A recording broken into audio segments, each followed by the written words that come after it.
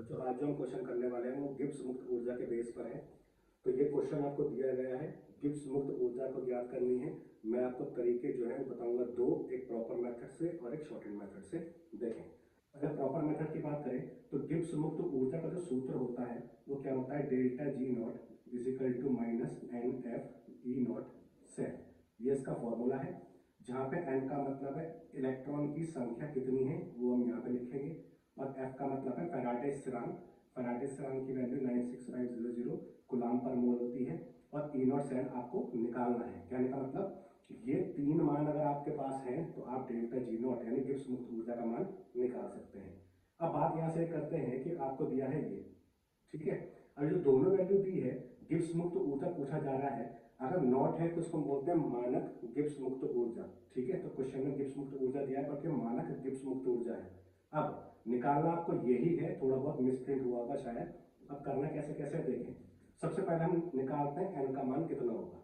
Z किस में change हो रहा है, जेड टू प्लस में। तो जो इक्वेशन मैंने लिख ली, जेड चेंज हो रहा है जेड टू प्लस में। टू प्लस में कब चेंज होगा, जब दो इलेक्ट्रॉन लूज कर देगा। अब Cu2 प्लस किस में चेंज हो रहा है, Cu में। तो Cu2 प्लस Cu में हम चेंज कर रहे हैं, तो ये हो गया Cu। कब चेंज होगा, जब ये दो इलेक्ट्रॉन ले लेगा, क्योंकि इसके पास कमी दो की है, ठीक है। अब यहाँ से आपको दिखाई दे रहा है कि इलेक्ट्रॉन निकले कितने हैं, दो, और लिए कितने हैं, दो। इसका मतलब एन का मान कितना हो गया, दो, यानी इलेक्ट्रॉन की संख्या दो हो गई है। अब सबको पता होगा कि इस दो से ये दो कैंसिल हो जाएगा, लेफ्ट वाले लेफ्ट में रहेंगे, राइट वाले राइट में रहेंगे।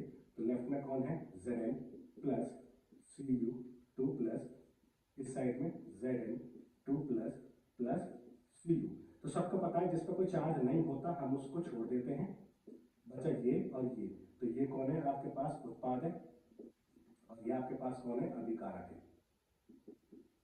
अब बात करते हैं कि Cu यानी कॉपर की सांद्रता कितनी दी है। कॉपर की सांद्रता दी है 1 मोलरता, तो ये 1 मोलरता हो गई।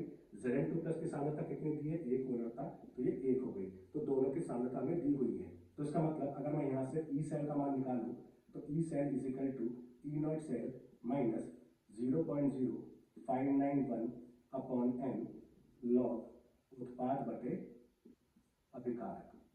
तो ये फॉर्मूला है किसका, ये फॉर्मूला है नष्ट समीकरण का।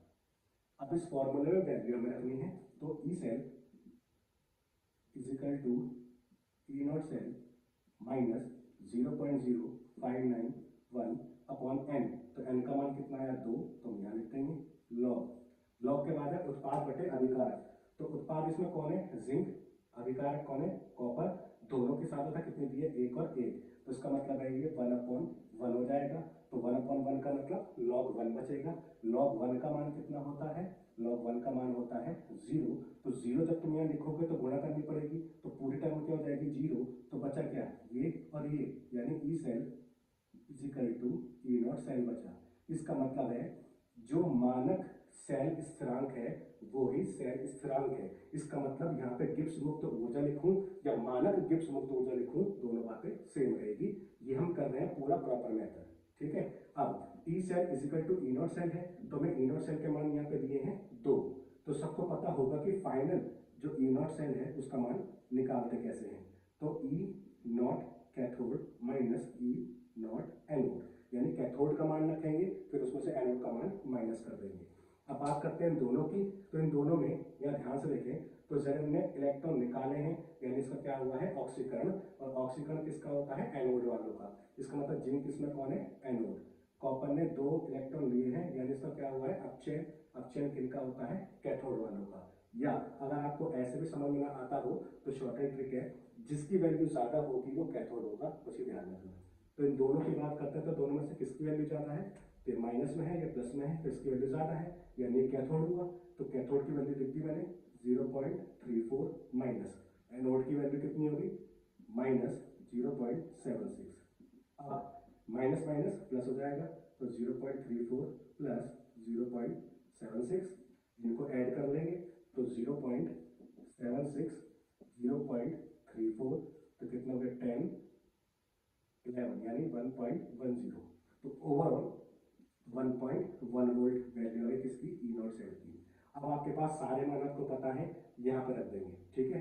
तो delta G naught is equal to minus n का मान कितना है 2 है तो 2 लिख दिया, इनटू एफ का मान कितना है 96500 इनटू इनवर्स एल का मान कितना आ गया 1.1।